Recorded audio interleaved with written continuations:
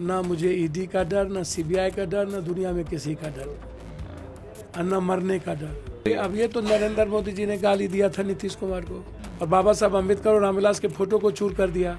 चिराग को जितना गाली यूज किया हनुमान की तरह, नीतीश कुमार को औकात बता दिया। और फिर राम मंदिर होता तो प्रजापति मंदिर काहे बनाते हैं, राम मंदिर होता तो जयंत मंदिर काहे बनाते, राम मंदिर होता तो नीतीश मंदिर काहे बनाते। भैया ये चुनाव सिर्फ डर से, नफरत के आधार पर, पाकिस्तान और मुसलमान के आधार पर ये जीतना चाहता है। इनकी अंतिम कील थी CAA।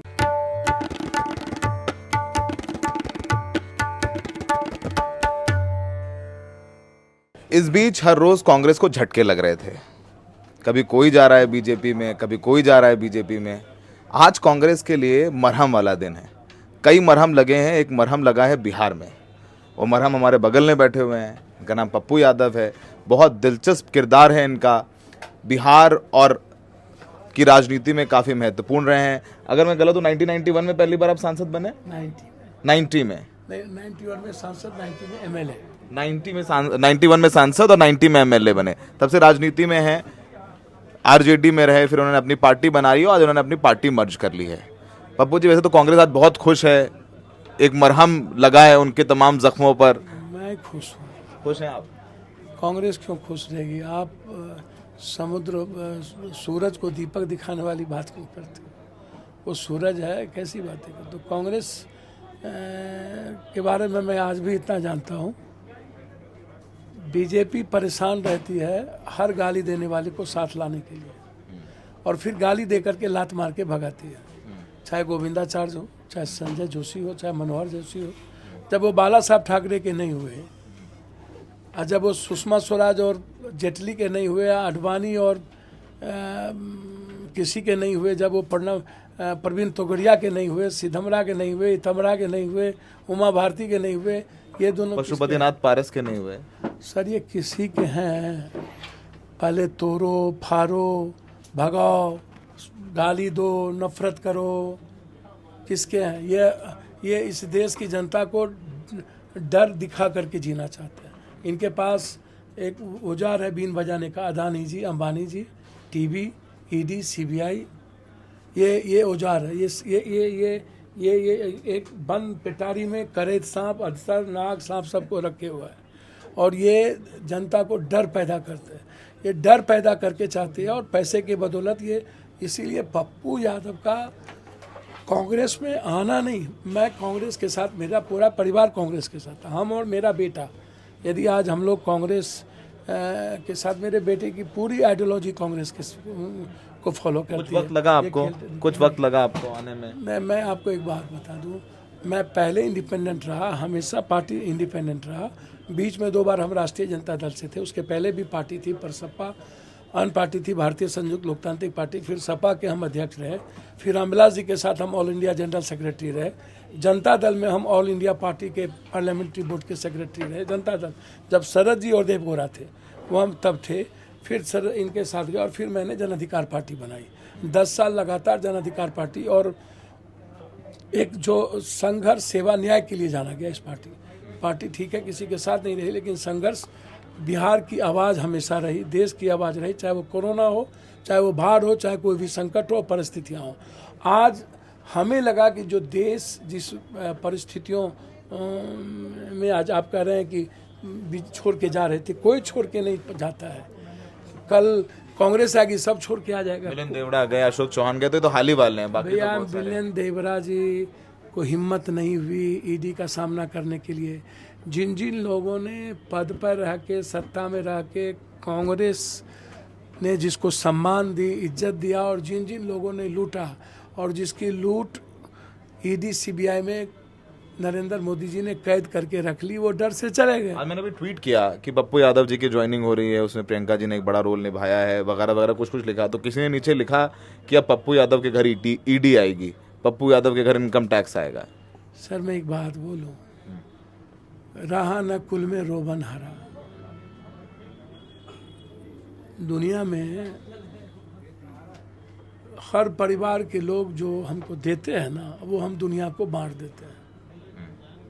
मेरा न दूर दूर तक हमारे परिवार में हम लोग आनंद मार्गी हैं, पत्नी ड्राई ऑनेस्ट है, हमारे बच्चे ईमानदारी से जीते हैं दोनों। हमारे फादर आनंद मार्गी रहे, 2 बार एमपी का चुनाव लड़े।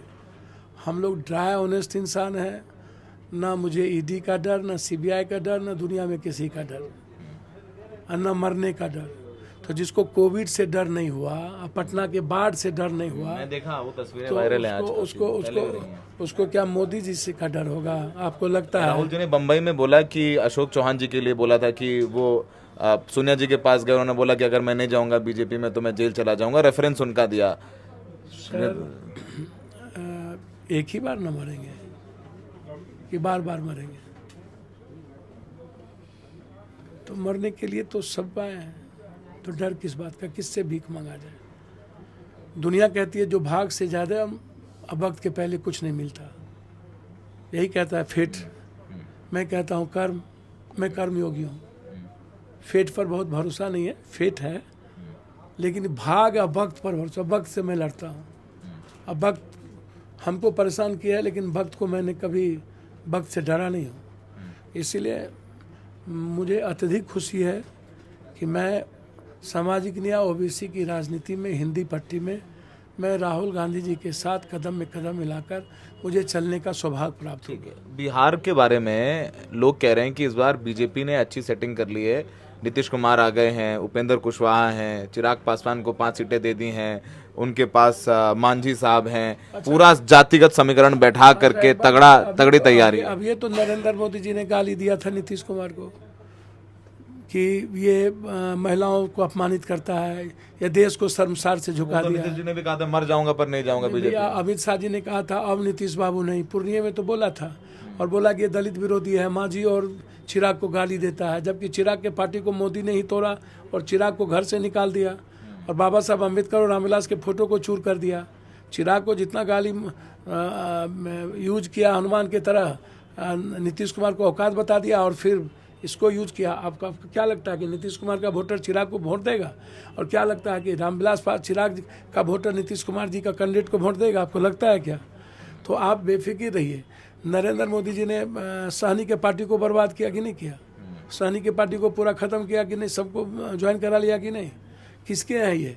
इनको औकात बता दिया कि नहीं? 3 सीट का के लाया, 1 सीट पर औकात बता दिया कुशवाहा जी को। मांझी को औकात बताया कि नहीं बताया? ये नीतीश कुमार जी को आरक्षण बोला कि ये जाति का जहर पैदा कर रहे हैं। तो आज नीतीश कुमार जी अच्छे हो गए, जाति का जहर पैदा नहीं कर रहा है।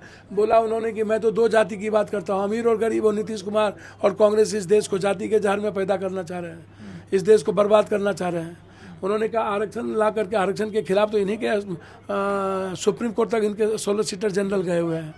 तो ये आरक्षण विरोधी भी हैं, ये जाति जनगणना के विरोधी भी हैं, ये ओबीसी विरोधी भी हैं, ये ओबीसी के पक्ष में है क्या? पप्पू जी, मैंने आप 2014 में आप चुनाव लड़ रहे थे, लालू जी की रैली थी, मैं कवर करने आया था, बहुत यंग रिपोर्टर के तौर पर एनडीटीवी में था, हम और निधि कुलपति साथ में थे। मैंने बड़ी भीड़ वगैरह देखी वहाँ पर। उसके बाद गए तो लोगों ने चर्चा शुरू हुई, और उसके बाद फिर उस इलाके में एंट्री हुई असदुद्दीन ओवैसी साहब की। अब सुनिए यार, ये मतलब मैं आम लोगों वाले, जनता वाला सवाल पूछता हूँ, और वो चुनाव लड़ रहे हैं आपके इलाके में। सर एक बात बोलिए सर। आप तो यह देश की जनता ना, देश की जनता आज अपनी फैमिली और अपने बच्चों के आइडेंटिटी के लिए चिंता है, उसकी इकोनॉमी के लिए, उसका जो जीवन कैसे सुरक्षित होगा। छोटे छोटे व्यापारी, मंझले व्यापारी, मिडिल क्लास के व्यापारी अपने इनसिक्योर फील कर रहा है, देश के यूथ इनसिक्योर फील कर रहा है। वो राम मंदिर भी तो है साथ में। तो राम मंदिर होता है, देश का जो कहा जाता है हिंदू धर्म खतरे में, वो भी सेंटीमेंट भी तो है। राम मंदिर होता है तो प्रजापति मंदिर काहे बनाते हैं? राम मंदिर होता तो जयंत मंदिर काहे बनाते? राम मंदिर होता तो नीतीश मंदिर काहे बनाते? इस नैरेटिव से कैसे लड़ेंगे? इस नैरेटिव से कैसे लड़ेंगे? राम मंदिर और हिंदुत्व खतरे में है। मैं एक बात, ये असली हिंदुओं की सरकार है, हिंदुत्व प्राइड की सरकार है। 10 साल में हिंदू सुरक्षित नहीं हुआ तो इसको तो चुल्लू भर पानी में डूब के मर जाना चाहिए। इनको तो तब हिंदू की बात करने का बातें बोलते हैं, आपको डर नहीं लगता पप्पू जी? किनको? ऐसी बातें बोलते हैं, चुल्लू और पानी में डूब मारने, सब सारी बातें बोलते हैं, कोई बोल नहीं रहा आजकल। हमको तो समझ में नहीं आता है, यह व्यक्ति जितना झूठ बोलता है दुनिया में, उतना झूठ तो आज तक धरती पर हमने किनको सुना ही नहीं है। हर बात झूठ, भैया जब स्विस बैंक छोड़ो ना, एसबीआई बैंक का इसके पास जब कुछ नहीं है तो स्विस बैंक तो छोड़ दो यार, एसबीआई के बारे में इनको बोलो ना बोलने के लिए।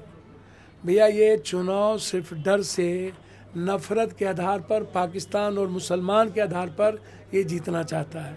इनकी अंतिम कील थी CAA। ये आप बेफिक्र रहो भैया, ये कुछ भी नफरत पैदा कर ले, हिंदुस्तान का सनातनी युवा, किसान, मजदूर, मुसलमान, हिंदू मुसलमान नहीं करेगा। इसको आप लिख लो। देश की आवाज़ जो महाराष्ट्र में देख लेना आप, बीजेपी से कितने आगे रहेंगे। राज ठाकरे जो सबसे बड़े गाली देते हैं उत्तर भारतीयों को, उसको पैर पकड़ने की ज़रूरत अंतिम में क्यों पड़ी? क्यों ये, जबकि राज ठाकरे इनकी लाइकिंग नहीं है। बाला साहब ठाकरे को पहले यूज किया, राज ठाकरे को भगाया, अब राज ठाकरे को यूज करना चाहते हैं। तो ये बात बिल्कुल छोड़ो भैया। मैं इतना कहता हूँ कि राहुल गांधी जी और कांग्रेस किसी को यूज नहीं न करती है, किसी को छोड़ती नहीं है, किसी को भगाती नहीं ना है। लोग अपने भाग जाते हैं। अरे कांग्रेस से जीते हो, कांग्रेस सम्मान देती है और उसके बाद कांग्रेस को छोड़ के चले जाते हो। अच्छा, एक आखिरी सवाल पूछ रहा हूँ, क्योंकि हम तो अंदर की बातें कभी कोई कुछ जानते ही हैं, पत्रकार लोग हैं। बड़े बड़े नेता चुनाव लड़ने को तैयार नहीं है कांग्रेस पार्टी में मौजूदा, मैं नाम नहीं ले रहा हूँ, ठीक है? नाम चित्रा जी ले रही थी। नहीं, मैं चित्रा है तुझे मेरा कुछ लेना देना नहीं है सर, मैं अपने साल कर रहा हूँ। ऐसे में पप्पू यादव, क्योंकि एक नेता मिले हमें, करे इस बार तो लड़के कोई फायदा नहीं है, सौरभ जी ये वगैरह वगैरह सारी बातें हो रही थी। पप्पू यादव को को लगा कि नहीं माहौल ऐसा, क्या क्या आपके जहन में क्या आता है? बिहार की जनता मोदी जी के नफरत के खिलाफ, बिहार की जनता अपने विकास को चाहती है, बिहार की जनता अपनी इकोनॉमी देखना चाहती है। कोसी सीमांचल की जनता सिर्फ अपने बच्चे और अपने परिवार की भविष्य देखती है। पूर्णिया नंबर 1, सीमांचल नंबर 1 देखना चाहती है। उसको बाढ़ से मुक्ति चाहिए, उसको उसको उसको मक्का मखान पर फैक्ट्री चाहिए, उसको वो जॉब चाहिए, उसको 400-500 रुपया मजदूरी चाहिए, उसको IIT चाहिए, IIM चाहिए, उसको बाहर नहीं जाना है, पलायन नहीं करना है। वो उसकी बात करता है, वो हिंदू मुसलमान की बात हमारे यहाँ नहीं करता है। और इसीलिए मैं आपको बता दूं कि हम लोग मजबूती के साथ, मैंने अपनी बात कह दी है, हम कटिहार, किशनगंज, पूर्णिया, मधेपुरा, अररिया, सुपौल, मजबूती के साथ मिथिलांचल हम लोग लड़ेंगे और जनता के भरोसे हम लोग जीतेंगे। पप्पू यादव जी के आने से थोड़ा आज कांग्रेस में माहौल अच्छा है। अब देखते हैं कि आगे क्या होता है और चुनाव के बाद नतीजे क्या बताते हैं। पप्पू यादव जी के आने से बिहार में क्या हुआ है। सहयोगी RN के साथ Saurabh Shukla, the red mic.